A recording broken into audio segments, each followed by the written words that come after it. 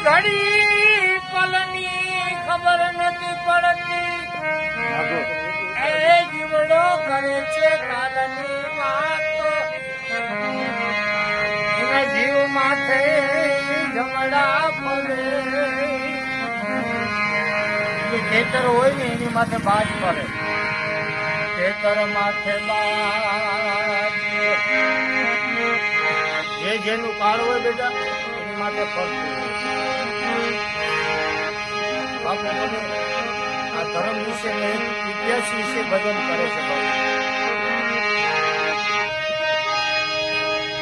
કૃષ્ણ ભગવાન